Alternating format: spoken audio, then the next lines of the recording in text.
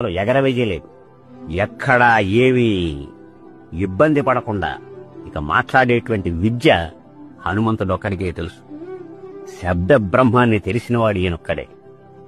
ఈ మాట్లాడే విద్యకి కావలసింది అవిస్తరం, అసందిగ్ధం, అవిలంబితం, అవ్యథం.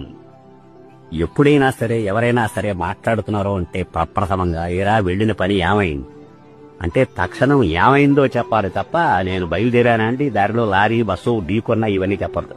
అవిస్తరం. అల్లా అన్నారు కదా అని వెళ్తుండీ సగం మింగేస్తాడు. అక్షరాలు మింగకూడదు, తాకూడదు. అసందిగ్ధం, అసందిగ్ధంగా అన్నారని చెప్పి గురువు గారు సరిగమపాలు వేయకూడదు.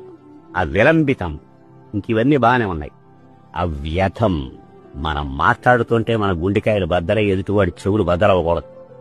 చాలా హాయిగా ఉచ్చారయతి కళ్యాణి వాచం హృదయహర్షిణి, చక్కనైనటువంటి మాటలు ఎదుటివాడి హృదయానికి ఆనందం కలిగించే రీతిలో మాట్లాడే శక్తి